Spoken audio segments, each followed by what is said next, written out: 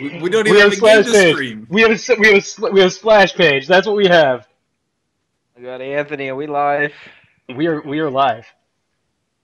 Are you sure? I'm absolutely positive, Alexander. We're totally live. All right, Okay, awesome. Quickly, guys. Do I press Control Tab to switch between my programs? Says the neophyte PC user. Just help me out. You hit Alt Tab. You hit Alt Tab. Alt Tab. Thank you. This is an ominous splash screen you've. Yeah, do you guys like that? I chose the creepiest Metro splash page I could get. Hello, everybody. Welcome to Joystiq Streams. My name is Anthony John Agnello, Joystiq Community Manager. We are playing Metro Redux, the creepiest games about an underground train system that have ever been made by 4A Games. Recently re-released and remastered as a package, the 2 chapters of it today. And I've got 2 wonderful human beings with me. I've got Mr. Zav D'Amato. Hello, Zav. I'm a wonderful human being. Woo! And we've also got Alexander Slawinski, who is here to tell me everything is my fault, even though it is not. It is definitively not my fault. Hello, Alexander. It's his fault. No! Also, hashtag Malta. Hashtag Malta for gays. Isn't Malta where... So 4A Games, if everybody doesn't know this, 4A Games was based in Kiev. Oh, wait! This actually does work! I didn't even realize hashtag Malta worked exactly. on what we were doing. Hashtag Malta is an amazing truth here, because... I gotta look it up. Yeah, it's so awesome. Oh no. Guys, the game is crashing. Oh no. Oh no. It's cool. We can watch this splash screen. Can we just talk about it for what do you think the guys in the background are talking about? Like, are they discussing current events? Are they trading ammunition for goods and services? That bear, by the way, super creepy. Super creepy. Just the creepiest. So the reason we have not started playing the game yet, everybody, is that up until today, I was using a beta version of Metro 2033 and Metro Last Light in the Redux package. And since today is launch day, they needed to be massively updated. And they are massively updated now. We're ready. And Nobody wants to hear your excuses. Everybody loves my excuses. I'll show you. I'll show you, Alexander, one of these days. Now, Zav, I know that you have played the Metro games. Alexander, do you have any history with Metro 2033 or Metro Last Light? No. No? No. He came here for the lulls. I came here for the Maltas. For the Maltas. Yeah, no, I played the original. God, the Malta shakes. The original game came out in 2010, I think. Yep, it did. And I remember really liking it. And it's one of those European games that have a very strange definition of oh, this is intentionally weird. Right. It's intentionally broken in certain instances. This is intentionally strange. See, and now I only played 2033 and on Xbox at that, and that really did not work for me. I had a lot of trouble with the fact that they were yeah, enemies are supposed to take 9,000 bullets to the chest and not go down. By the way, also your currency. So, guess what? Survival means you're poor. Now, you guys should see a black screen momentarily, and then the game should be appearing. I see you're in the menus. These menus look classy as heck. Boom! Now, another thing to note is that we have bumped down to 720p just to make sure that... Ew! That's too few Ps! Oh, you turned on the Xbox One filter? Yeah, I turned on the Xbox One filter. It's actually... No, because even here, it looks so much better than the Xbox One version. It's, astounding. Oh, yeah. The PC version looks better than either one of the console versions, I'm sure. Yeah. Actually, it's funny that they even re-released this as a game for PC and not just updated the original game. Right. Because the original game on PC already looked pretty rad. Pretty good. And, really impressive considering the size of the studio. 4A Games was not a they're still not a substantially sized team, but they were even smaller when they put this together back in 2010. And like the PC version was a workhorse. Like if you were running that at the highest settings back in 2010, you would hear your machine wheezing. We'll have to get through the military outpost to reach the surface. For sure. I used to, when I first played this game, I was, my apartment at the time was in a really bad part of LA where it was always hot and I didn't have an air conditioner. Isn't that redundant? I know, that part of LA is redundant. And it was always hot. I did not have an air conditioner. I remember playing the game, and I could play it for a couple of hours, but then eventually my computer would just stop working. Because it would get so hot that it was like, nope. My computer noped out of it. Like, it was just like, we're not playing this. Like, play Bejeweled or something, dude. Because this Eastern European thing, this thing is not gonna, it's not gonna jive with us right now, so. And it really does have so many of those Eastern European development hallmarks where it is a technically superior game in so many ways, and then from a design perspective, like Zav noted, there are things that it's just this is the way it is, and you just deal with it. And but why would you do that to your player? Because now, Alexander, the funny thing is in Redux, and so I did not play last year's release of Last Light, so I can't speak to how that was balanced totally. My understanding is that Last Light in Redux is pretty much the exact same thing. Like, it's not that different. But the really weird counterintuitive design aspects of Metro 2033, like the deeply Eastern European things, are toned down so much here. Like, it never feels like you are needlessly fighting against the game like you were in those. See, that's gone. That's gone. It's not that ridiculous anymore. It's still pretty. I mean, have either of you ever played the Stalker series? Yeah.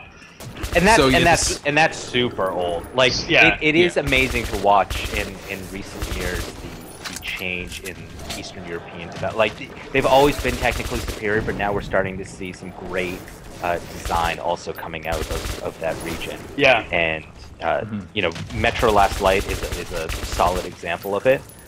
You can certainly see some differences between 2033 and Last Light, and there's just more examples of that from. I'm trying to think of other teams. I mean, CD Projekt is amazing, amazing example.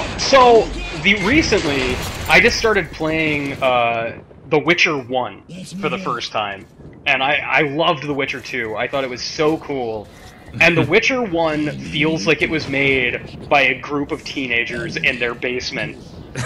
Like, doesn't it feel like in like a bunch of like buddies got together and was like, this game needs like another sequel. It's like they decided to make the prequel to The Witcher 2. Yes, it feels like you cannot believe that those trailers for The Witcher 3, The Witchered. There's no D at the end of that word. You can't believe that Witcher 1, 2, and 3 are made by the same people at all. Like, the scale of those three things and the jumps between them is profound. But that's what I'm speaking of. Like, that learning curve is now going on across the board, and we're going to see some great stuff out of Eastern Europe over the coming years. Yeah, sure. I'm thrilled. Like, I was very worried about 4A games, because I really didn't like Metro 2033 because it was broken. It was really conceptually cool, but it just didn't work. And when THQ went down and like the release of Last Light was all of a sudden up in the air, I was worried that was a studio that was going to fade into nothingness. But yeah, I'm thrilled that they're like at this AAA level now. There was so The Witcher was like the first game that CD Projekt Red ever made themselves, because they used to just publish or distribute games within Poland. So the jump from Witcher 1 to Witcher 2 and then to what Witcher 3 looks like now is obscene. Like, it's crazy how good it looks. And the Eastern, like, European-centric games, shooters, have really changed too, because like Alexander was saying, they're technically superior, but it used to be that they were technically superior in the fact that they would demand more from your computer, but they wouldn't necessarily look great. Like, I really like a game called Cryostasis. Oh, what is Cryostasis? I've heard that name before. It's like a horror shooter game. So you like wake up and you have to investigate this oil tanker that's stuck in Alaska in this ice. And you're basically walking through it, and you relive all of these moments where all these people die, and you figure out how the ship crashed, and it's like a horror game. And that game doesn't look great, but it actually asks so much from your computer. Wow. But they're getting way better at like really, like Metro Last Light was a good example of. Metro 2033 really demanded a lot from a PC, and Last Light really dumbed it down, but it looked a lot better, and it streamlined a lot of stuff too. I really liked Last Light. I didn't play it to completion, but I really did remember enjoying it. When I started playing Last Light and the Redux package here, I was kind of like, oh well, I heard it was improved, and like I wasn't excited to sit down. I was curious. Like I was approaching it from a very like intellectual brain place, and by the end of the first level, I was like, I want to keep playing this. I want to keep playing this. This is so good. It's so cool. It's so awesome. Like, I'm not sure if anybody is watching and just has no familiarity with 2033, which is what we're playing right now. When it came out, there was no melee button. Like, and you had these super fast enemies that would get up on you, and ammo was really scarce. So there was no way to melee attack them at all. And eventually they were like, guys, you need to put in a melee attack. Like, this is ridiculous. It is so broken. And so on day one, when it came out for Xbox 360, there was a patch that made the Y button a knife attack. Like, you couldn't butt them with your gun, but it would let you swing a knife. This knife was more useless than the knife in Resident Evil 1. It served no purpose whatsoever. You could sit there just repeatedly stabbing these monsters over and over and over again, and it would do nothing. And then, 5 seconds later, you would have, like, throwing knives or arrows for, like, silently killing monsters, and they would kill things in, like, one hit. It was stupidly counterintuitive and weird. Yeah, I mean, what made you stop playing it? Because I remember when I first started playing Metro. Oh, I finished 2033. I finished it. Oh, did you finish it? I got both endings. We used to have conversations about it a lot when I was on Weekend Confirmed, and I remember Jeff would talk about how he wanted to finish it, but he ran into this bug where his gas mask would stop. You couldn't replace the filter on his gas mask anymore. Oh man, okay, that's... So he could not leave any place because he would just die immediately. And the game would progressively, like, not allow him to do it. Like, he would reload saves, and there was just a bug that he hit where he could not replace the filter. So it just broke the game halfway through it for him. And there's a couple stories like this of things just breaking. And, like, that goes back to what Alexander is talking about with Eastern European games. It's not just weird mechanics, it's weird bugs. Like, bizarre bugs that you can't even understand how they got in there in the first place. Stalker was a lot like that, right? Where they were just, like, game-breaking glitches everywhere? Yeah, which, I mean, it makes sense because GSC World, which made Stalker, a lot of those guys left to make 4A. So it's basically the same people who made this game. I really like the Stalker series. I really wish... There was that, like, Kickstarter thing that mysteriously got canceled and... that was semi-related to it. What was it called? I can't even remember what it was called now. Well, it started out as a Stalker game, and then they were like, you can't call it that, right? Right. Yeah. So, on a note about those gas masks that Zav was just talking about, if anybody's unfamiliar with the premise at all, Metro 2033 and Last Light are based on a series of novels by a man whose name I am not going to attempt to pronounce because I've never heard it spoken of out loud, and I'm going to mangle it if I try. It's Andres It's like Andres. And yet you try anyway. No, I did. I tried anyway. Dimitri. Oh no, it's Dimitri Glukowski, I think. Glukowski. Thank you. Glukovsky, I think. That's the best. Yeah, Glukowski, I think. Wait, Alexander, don't you have Polish in your background? I mean, that sounds like a name that you should be able to pronounce. Dimitri Glukowski. But it's more fun letting you all try to say it. I mean, isn't your last name like that Anthony can't say that name, considering how many times he mangles your own name, Alexander? Well, and what's even better is that, of course, like when I'm talking to the guys at CD Projekt, they always correct me on my last name. So they're like, you know, you're saying your last name wrong, and I'm like, listen, I'm not Mike Suzak here, okay? Don't talk to me about saying my last name wrong, which, by the way, is suscheck, but we're not going to get into that. Isn't your name Andrew Slowansky? Andrew Slowansky, right? I'm getting that right? Andrew Slowansky. He wrote the Slash fan fiction for Metro, actually. Yeah, don't talk to me about people looking at your name and thinking that people look at my name and they think there's an umlaut in it. Like, they have no idea what's going on. Like, it's really So yeah, the novels are about, you know, it takes place in the year 2033, about 2 decades after a nuclear war has decimated the entire planet Earth, and everything takes place following the survivors in the Moscow underground, which the part of this that is novel and true is that the train system below Moscow really was built to be like a bomb shelter, like a massive population-saving bomb shelter. Of course, for some reason the entire Earth is covered with, like, Godzilla monsters within 20 years, so that part's not exactly true. But, yeah, that's the premise, and so when you go upstairs, you need to wear a gas mask because of the massive amounts of radiation. And part of the mechanic is changing up your filters, which we'll get to in about 10 minutes, I think. Yeah. 10, 20 minutes? True story. If you support communism, you just become one of these monsters. That's the backstory. That's the backstory. They're just communists. Even when you don't see them, the dark ones are there. That first one you attack is actually Ivan Drago. I must break. He is like a piece of iron. Actually, Alexander, I'm surprised you didn't go with if he dies, he dies. Guess what? See, in my head though, it was actually Ivan Drago as He-Man in Masters of the Yes! Duncan, we need to get back to Eternia. So, Blitz Zorinsky in the chat is saying that the difference between this and the 2010 release is none.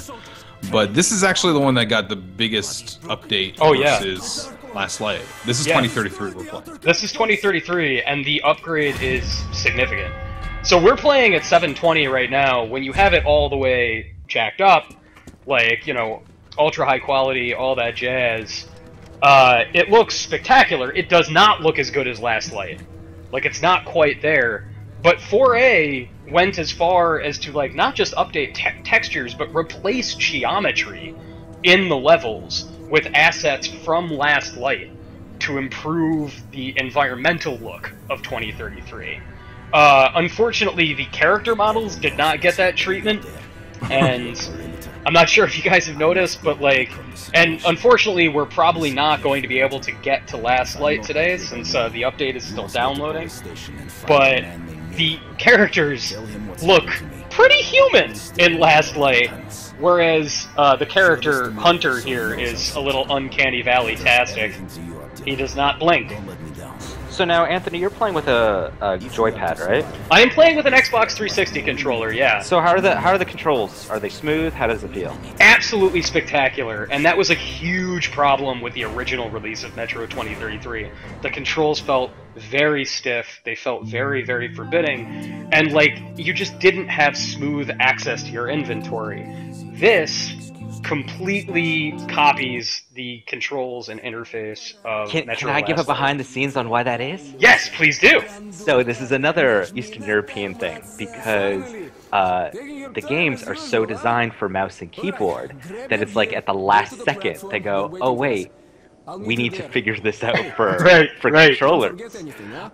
And so you have incidents where so it's what is it called, the new BioWare game, Shadow Realms. Shadow Realm. So Shadow Realms has actually been designed for the joypad first, and then figuring out the keyboard controls after. Yeah. So you know what PC players love to hear? That.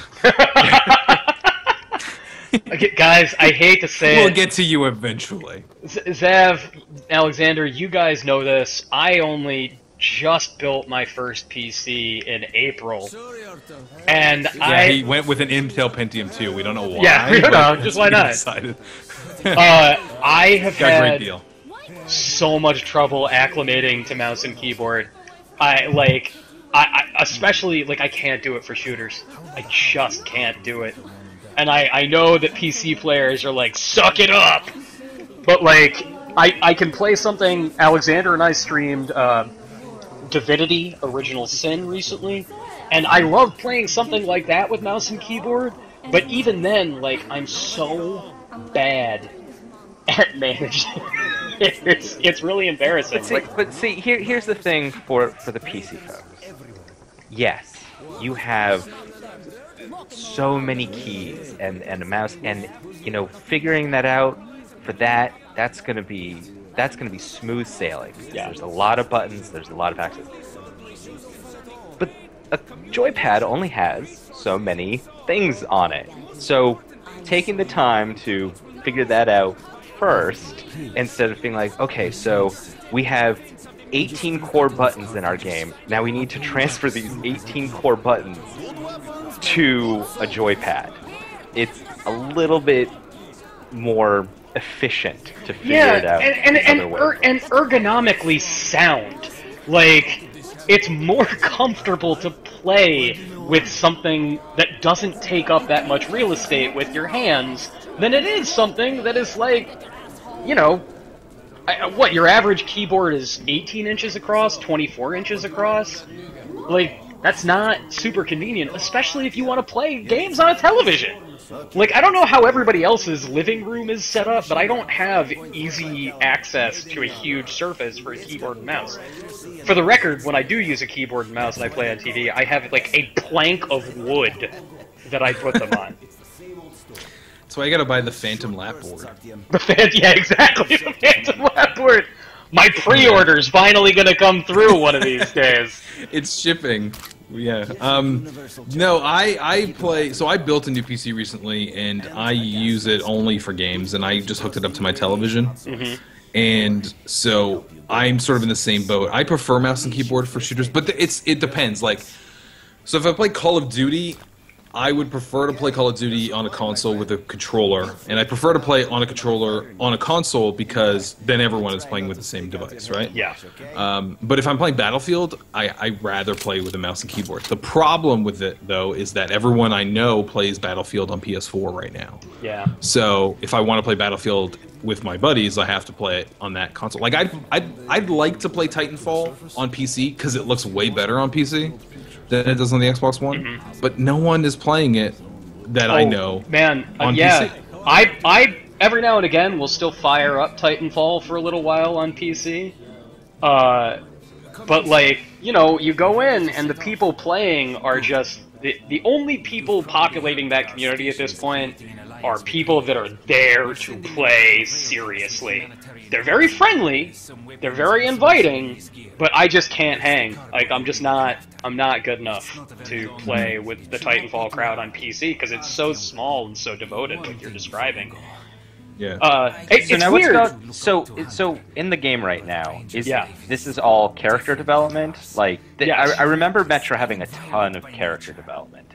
Metro, they're actually really good about it. Metro 2033 was single player only.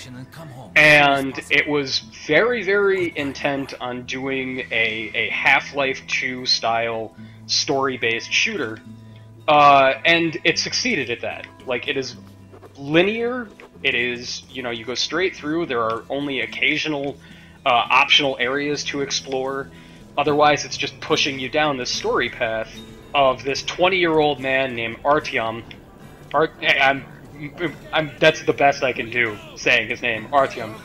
And that was his adoptive father.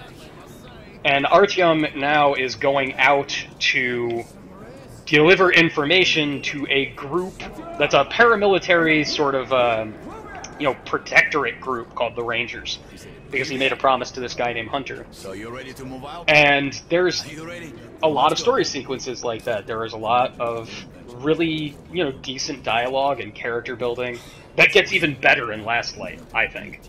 Their storytelling chops are a lot less awkward in Last Light. Take this one. Did anybody forget Some of the Last Light stuff, though, I kind of felt like it was because it was, you know, supposed to come out with THQ before THQ was in the death throes, and I feel like they were like, man, this needs to be big for us, so we really need to push this out as more of a game that's consumable by more people.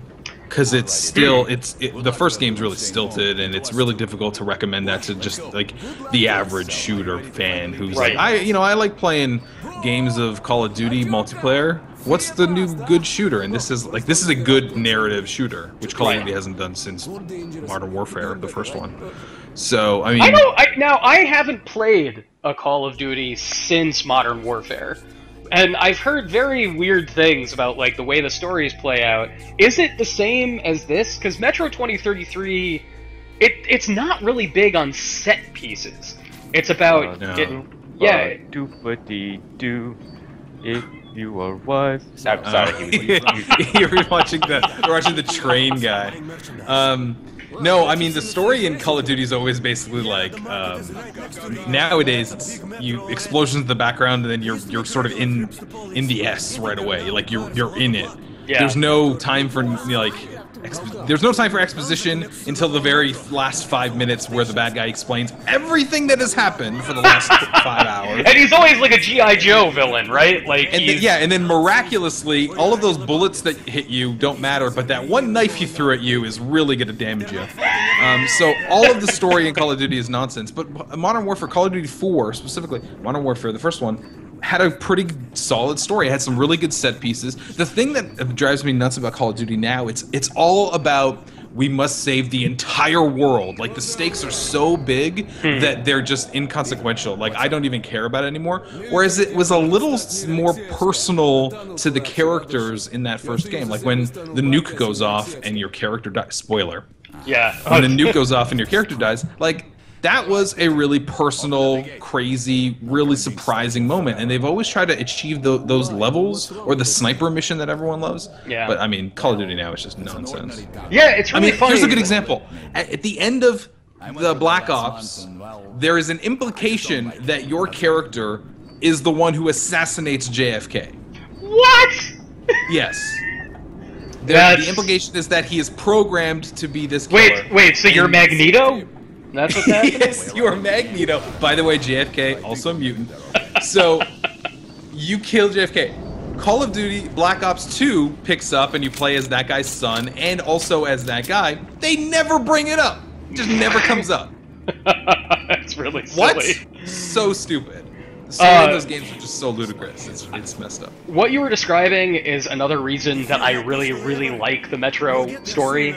Is, so the big arcing thing that goes throughout both 2033 and Last Light is the present, speaking of mutants, the next stage of human evolution, the sort of ridiculously named monsters called Dark Ones, that look like, you know, rejects from an old X-Files episode, and they have psychic abilities. And they're sort of perceived to be, you know, moving in on humanity's territory. And in the first game, you're trying to sort of stop the threat of the Dark Ones, but it's not saving the world. It's about saving your community. It's just your small little band of survivors in Moscow. Like, You don't know what's going on in the rest of the world. Nobody has any idea. As far as you know, you're the last people on Earth living in these little towns built on train stations. And I kind of like the scale of that, rather than like, you need to save the world and everything! Oh, here's one of them now. You guys are about to see one of the dark ones. They have really gangly arms. Just super gangly. So Alden X in the chat says, correction, humanity will be saved by vodka and bears on unicycles. Done! It's absolutely true. Also, there's a video on YouTube you can watch bears playing ice hockey. Which was made by Russians, not Canadians, shockingly enough. If it was Canadians, it'd be like multiple mooses. Moose? Meese? What is the pluralization of moose? Meeses? Mises? So, have you played Last Light at all? Oh yeah. And like, so Last Light has like the best opening. Last Light has an amazing opening. It's so cool. Well, I kind of don't want to like. This is a big problem. Last Light and 2033 are totally connected story-wise. Like, 2033 just leads directly into what happens in Last Light. Like, almost no time passes between the ending and the beginning of that. And if you want to talk about the opening, you kind of have to spoil the ending of 2033, which is tough. Yeah. So don't do it. So don't do it. Narratively, if you are buying Redux, like, you should be playing 2033 first. Yes. Yeah. And like, you know, like that was why I wasn't interested in Last Light when it came out last year. Is like I was like, oh man, you know, 2033 was so broken. I know that they're trying to make improvements, but I still don't want to play a game that janky again. But I knew that a lot of people were going in to play it for the first time, and I was like, how is that going to work? Because there's a lot of story that they're going to be in the dark on. And Last Light doesn't do a really full job of catching you up. It's just like, here's what happened on the last episode, get in there. Like, just go. Right. But the beginning is so cool. I will say, man, so one of the first fights you get in Last Light is on the surface where you're fighting against these sorts of dudes that are chasing me right now. The Watchmen, as they're called. And it's just such a striking image. You fight them on the surface, and whenever you're in the surface in Metro 2033, it's winter. But in Last Light, it's spring.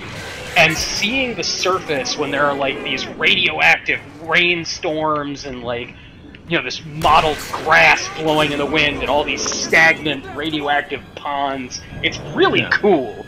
Really it's like great being in fight. Pittsburgh. Yeah. Exactly. It's like going to Heinz Field. I have a friend who just moved from California to Pittsburgh, and I was like, what? Why would you? How could you ever go back to those winters? See, now that's a reason, Zav, that I could never live in LA like you. The lack of like modulating weather, I just couldn't deal. Could not deal. I need snow. So 0654 in the chat points out Dead Island, which is another Eastern European, well, not so much. Well, it was. It was. Now not so much. Anyway, he says Dead Island 2 equals, yep, probably still broken. It's an entirely different developer this time. Yeah. So, wait. Question: where is Jaeger located, though? Jaeger Berlin. is making gotcha. Jaeger is making Dead Island 2, and they're an international team. Like they're not just. It's not just German dudes on that crew, right?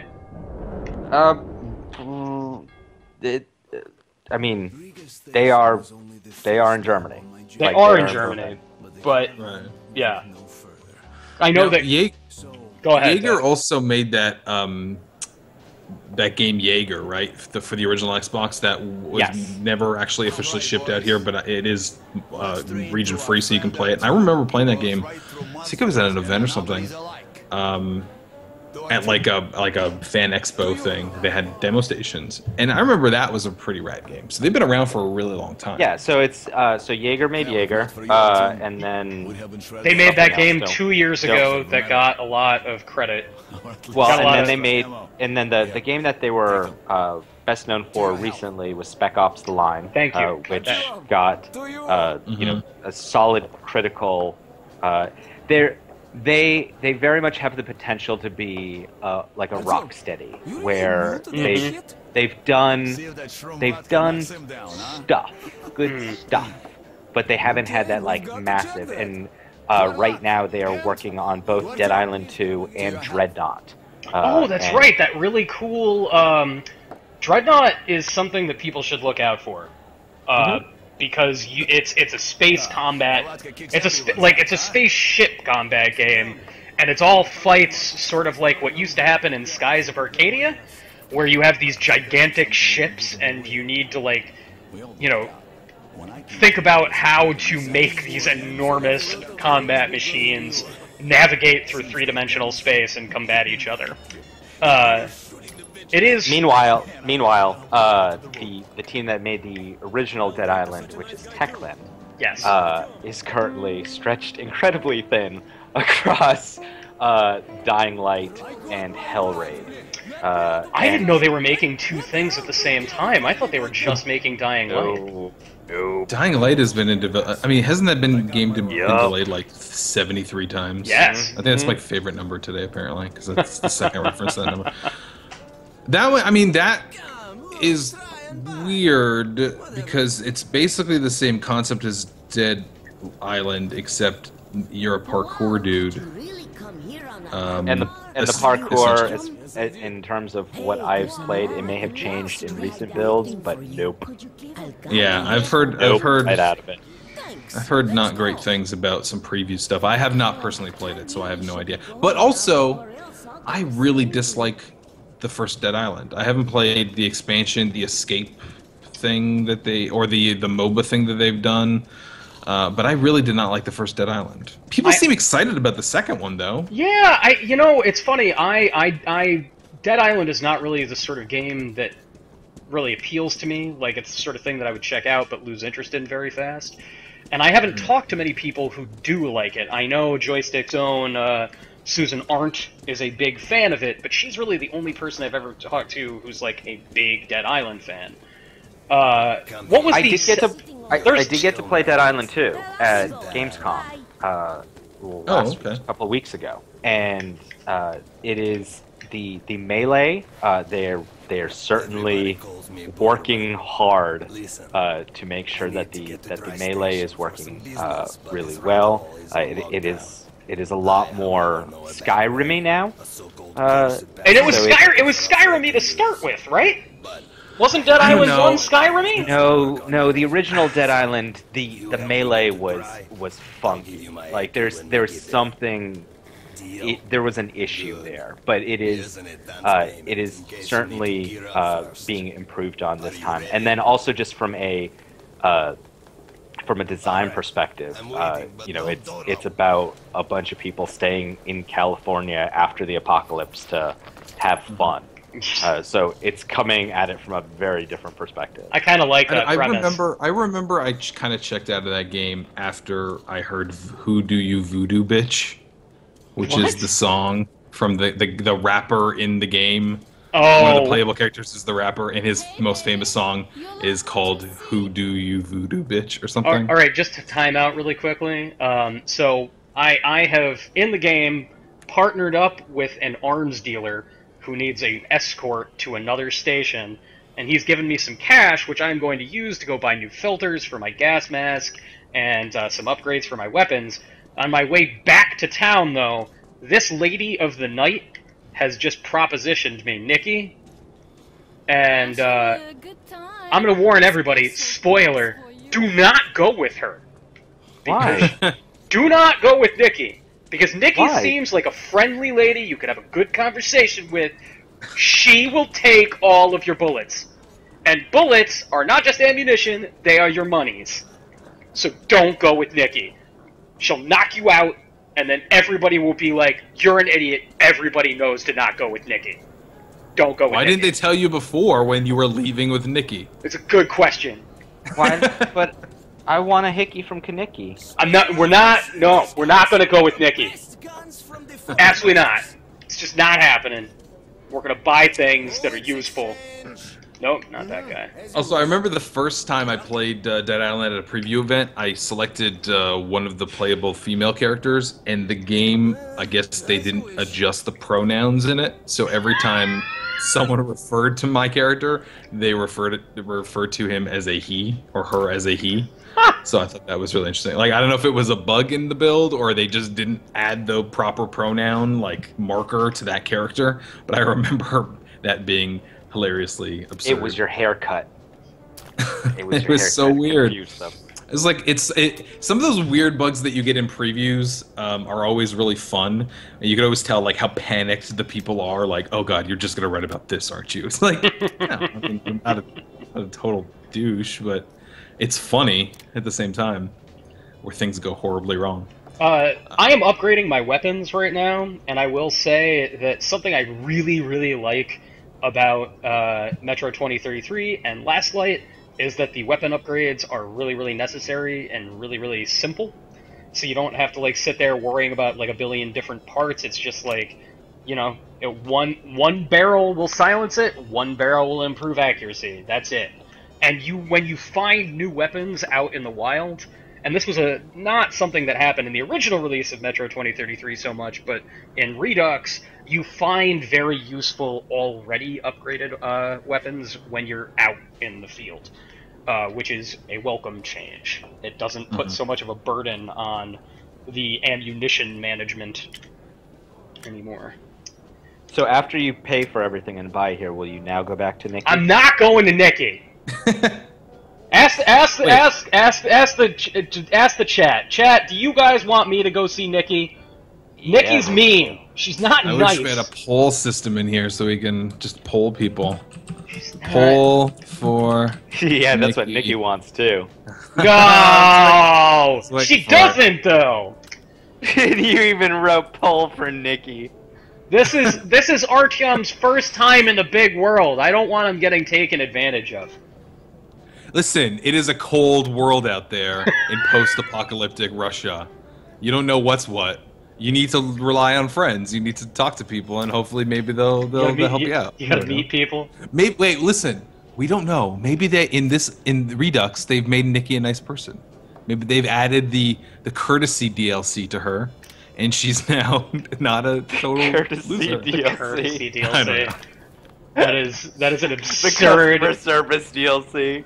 All right, how much money do I have left? All right, I only have $12 left. So it's the Zappos DLC. You think? Yeah, you have $12. She's gonna take $12 worth of bullets. Come on. So everybody wants me to go hang out with Nikki. See, guys, watch that. I don't want to spoil it, but when I go with Nikki, Bob Hoskins shows up for a second. What? Really? Oh, yeah, that's the big surprise. Super Mario himself? But it's Smee version of Bob Hoskins from Hook. So all right. Never mind then. Cancel. Nicki Minaj. Pre-order canceled. Come with me, sweetie. Nicki Minaj. All right. I do love the amazing uses of the color brown in this game. You know, and like the funny thing is it actually works. Like, yeah, it's not. I mean, it's supposed to look like a desolate wasteland, right? And like, man, especially here, like, Bob Hoskins. Oh, Bob Hoskins! Oh, I didn't see. We haven't got to the Hoskins. We're still following Nikki. Get ready. Nikki needs that money to buy a new pair of pants. Like, let's not go crazy here. Yeah, I will say Nikki's pants are clearly no longer functioning. Also, why, when he says, that does look like Bob Hoskins. You are totally right. Right? He's wearing the jump boots and everything. It's ridiculous. Also, why, when she says close your eyes, does he, like a child, cover his eyes with his hands? Artyom is a skittish 20-year-old boy who's never been away from home. He doesn't know what he's getting into. I love how the guy what did he think he was paying the woman for? He thought that she was gonna make a nice home-cooked meal. Wait, you don't know. Maybe he wanted to get knocked out. Maybe that's Artyom's thing. You never know. I didn't read the fiction for this. Artyom has very, very, like, disturbingly heteronormative ideas about gender roles. Sitting in this crap hole is You said heteronormative. Boom! That's right, everybody. Welcome to Sociology 101. Welcome to Anthony's sociology class. Here in Metro 2033, where the pig monster. John Ejnelo. I will say that for a game that is so detailed and intricate with this whole underground system, it is kind of confusing walking around these environments. It is. Because everything does look exactly the same. And like the funny thing is that brings up like a weird balance that you always need to think about when you're making any game. Like, do you make it super authentic and like a shanty town built in a train station that's been there for 20 years since the apocalypse? You know, that's probably going to be a little ramshackle and confusing if it's real. But is that good for a game? You need things to be easy to follow to a certain extent. And I think that's why the linearity in Metro 2033 and Last Light works really well. Sirius 654 in chat just signed up for a sociology class, he said. Hey, there you go. You got your first student. Has anyone in chat actually read the book? Because I'm curious as to whether or not the ammunition as currency thing is the same in the novel, because it sort of doesn't make any sense. Like, if you have anything in the world, like bottle caps, like in Fallout, those could be currency. Because wouldn't you want to have something that is the currency to one of the most valuable products in the world? Like, we want to buy all these bullets from you. All right, give us bullets. Like, wait, what? That doesn't make sense. No, the idea is this: is that the quality of the bullets change, and it's not only the quality of the bullets. So the bullets that you use for shooting, unless you're desperate in this world, are things that are homemade after the apocalypse. So the ones that are the highest value are actual military production bullets from before the bombs. And so the idea is, like, those are precious and they're high value, in addition to being, you know, highly effective.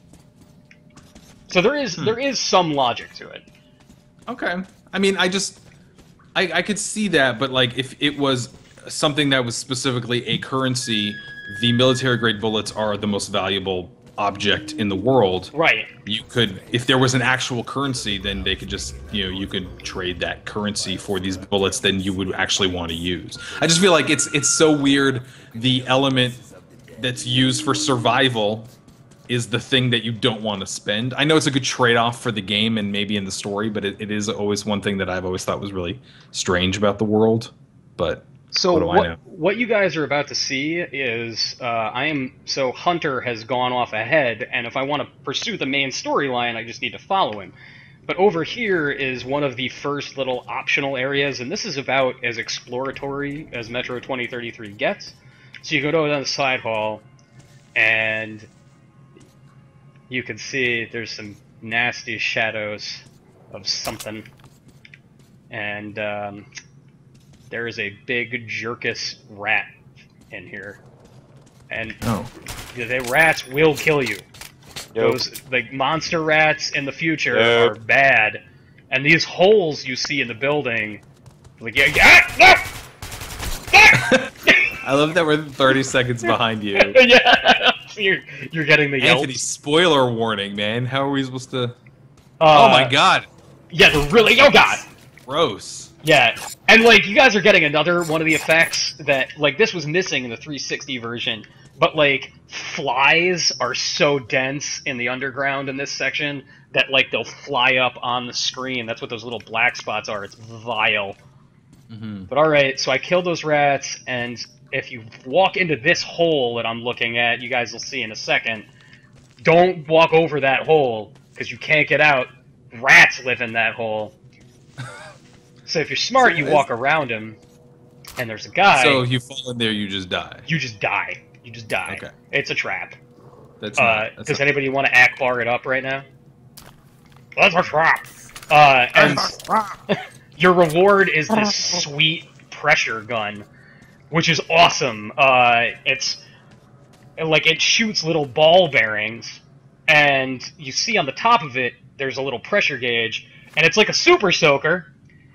And you need to pump it up like so to get it at its maximum potential.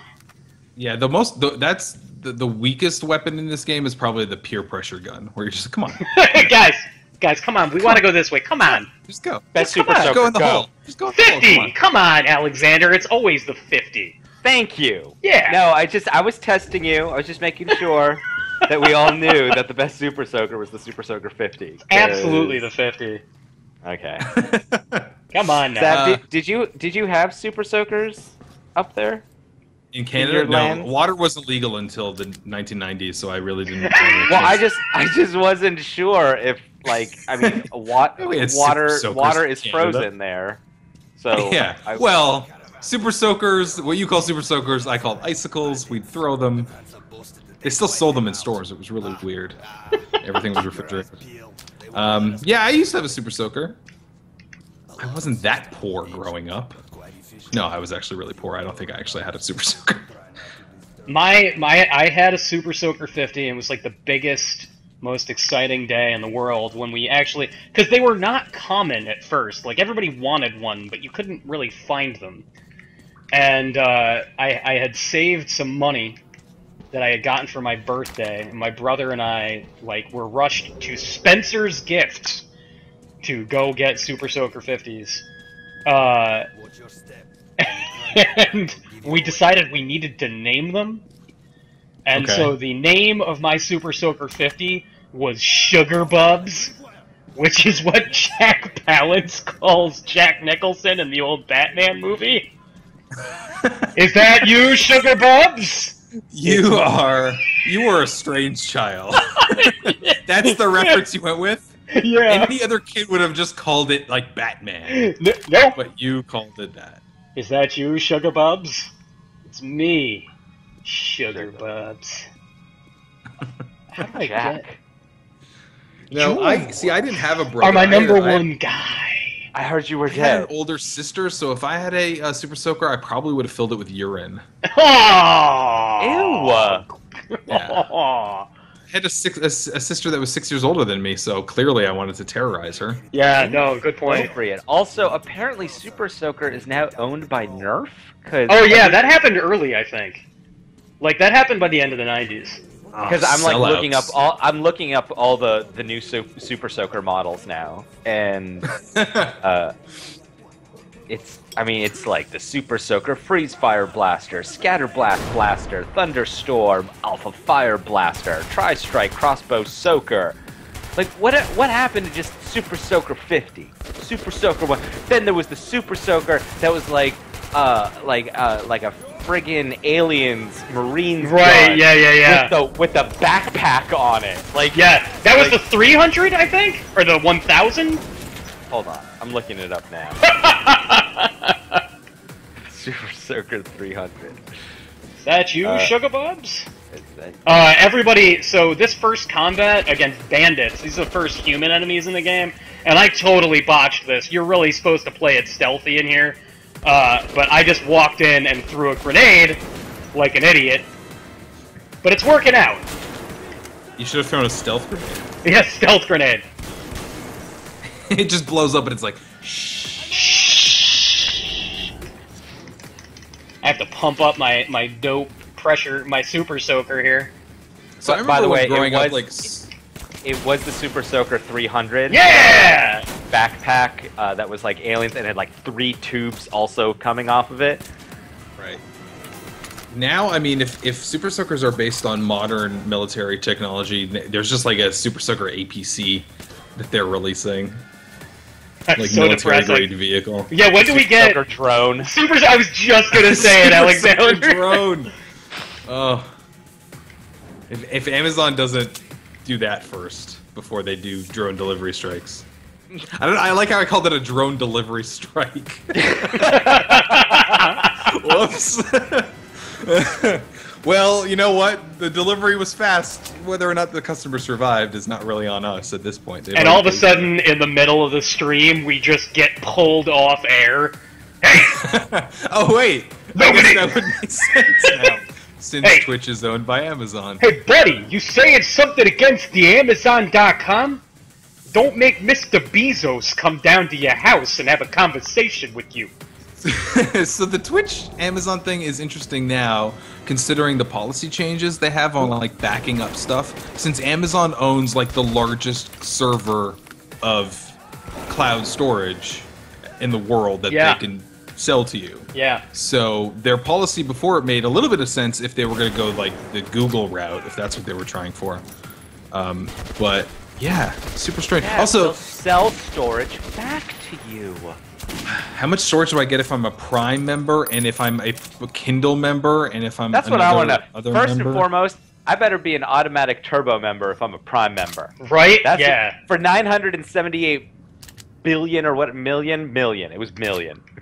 That would $970 billion. It came with laser sharks and everything. That is a evil genius amount of money.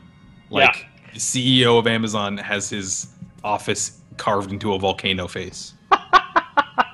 That is what that is. See, but like I like how the thing that was funny about that whole Amazon Twitch thing, we're gonna get pulled off for talking about this, but is that everyone was like, well, it's the lesser of two evils, but Amazon is less evil than Google. It's like, I don't get that at all. I once ordered a Vita memory card and they delivered it to me within 6 hours. That's not evil. That's black magic. Okay, that is totally fine by me. So it didn't make any sense to me how people were saying that that's evil. I guess any company that has a lot of money is evil, and I guess I don't understand. Yeah, I mean, like as far as like you know, if you view corporate entities like that, like then Google and Amazon are sort of equal monsters, right? Like, sorry, you cut out. I didn't actually. No. I all of a sudden was paying attention to the game, and I was like, "What am I supposed to do?" Yeah, video game that you're actually trying to play. Video game that I thought maybe you just dropped. I was like, "Oh God, is he okay?" See, yeah, I died. I fell. Everybody's about to see it right now, and I fell a rat hole. Yeah, I know. I fell off a bridge and went directly into a giant irradiated pool of water. Did you try to? Oh, you jumped it and missed. Yeah. That was the worst jump. It's the worst jump in the world. If someone could clip that and put it on YouTube and just put "wee" underneath it, that'd be amazing. Yeah. Laugh it up, Buzzball. Both of you. Oh man, I really want to play this game now. Oh, it's really good. I cannot recommend Redux enough. So good. Yeah, I mean, I think I got a PS4 version coming in, and we're probably gonna do something with it. I'm gonna write a little something about it, but it's just like the game is so weird. Like we're catching up now to how you charge your flashlight. Oh yeah, isn't that contraption? Cool? Like that stuff is just so rad. Like I love all the little weird. Did you do it again? Oh my God, you're the worst. What are you doing? I'm gonna do this. Again. As we watch you fall, I'm gonna do the Wii for you, so we can just clip this one part. I didn't mean to do it. I didn't. Oh. Here we go. Wii! Oh. You had one job, Anthony. This is reminding me of oh God, what was the game? Thief, where you couldn't get past the one stupid thing. I couldn't get past the very first guard. We spent an hour on the tutorial. We sure did. I'm good at video games. Someone in what is it? Sirius 54 says to jump, press the A button. Did you do that? Yes, I pressed the A button. Did you charge your jump by pulling out the contraption first? Charge your jump. Yeah. All right, here. This time I'm gonna do it. See, this time it's gonna be fine. Because I was supposed to walk on this pipe. I hope you did fail it again. No, I did it. Did you? I totally made it. Everything's fine. Wait, can you turn around and take a couple steps back so let me make sure that you made that jump? All right, yeah, hold on, everyone. Hold on, wait.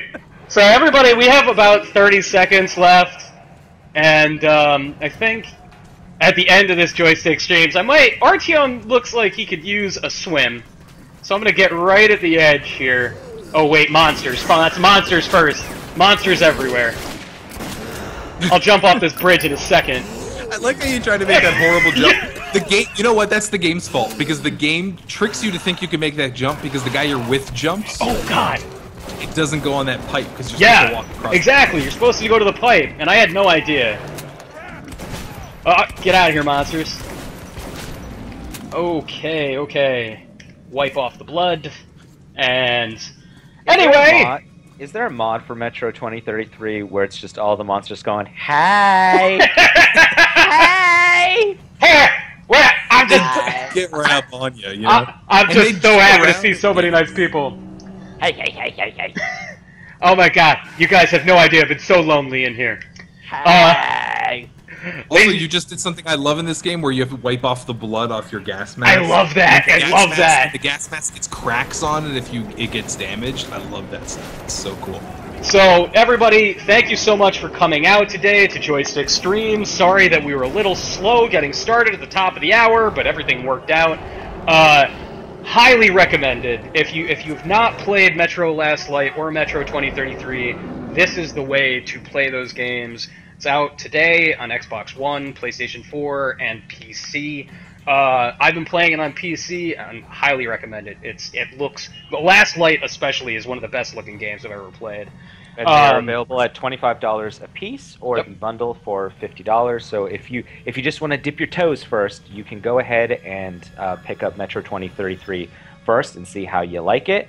And if you like it, you can get the second one. And there's no content difference between purchasing it as a bundle or purchasing them separately. Yeah. And just so one thing that we clear up again, because Chad is asking, we're streaming it at 720p. But this is not representative. That what we are streaming right now, we only did to maintain image quality for the stream. You play it at 1080p, it'll, like, Metro Last Light looks like nothing else. And Metro 2033 looks very, very good. It looks like a very well-made modern game. Doesn't look like something that came out in 2010 in the Redux package. So on Thursday, if you come out 4 p.m. Eastern Standard Time, we're going to be streaming a preview version of the new Sherlock Holmes game. We're taking a look at it a month before it comes out, and we're giving 10 copies of the last Sherlock Holmes game away gratis. So, if you want, is that the one? Is that the one where Watson just appears behind you? I have no idea. I'm really not sure. Oh God, I hope so. That's the greatest one. Jess Condit is the resident Sherlock Holmes game expert, and she's going to be the one playing that day. She and I will be hanging out 4 p.m. Eastern Standard Time. We have a bunch of great stuff up at Joystiq right now. We have a review of the last episode of The Walking Dead by Telltale Games. And you can also go check out our reviews of the original Metro 2033 and Metro Last Light. Alexander has the links for those on hand. Yeah. Follow us on Twitter. And some of us are going to be at PAX. PAX this week, yeah. And Zav, you're hosting a panel, isn't that right? Yeah, I'm hosting a panel on Saturday at 2:30 in the Sphinx Theater. We're going to design a games journalism simulator. Should be a lot of fun. And also, Susan has a bunch of panels. Sam has a panel. I think Mike might have one as well. A bunch of Joystiq crew is going to be at PAX. So if you see us, say hello. Awesome. Yeah. And follow us on all of the many social networks. Twitter and Facebook and Google+. Search for Joystiq with a Q. And follow us here on Twitch. While we do this regularly every single Tuesday and Thursday at 4 o'clock Eastern Standard Time, we go live randomly all the time, just for kicks. So make sure you follow us, and you'll know when we're live. In the meantime, I'm going for a swim. Woo! Right in the water. I love it. That doesn't work at all because you are delayed on our stream. So we just see you standing still right now. Enjoy it. Enjoy it. Yeah, everybody, we will see you next time. Bye-bye.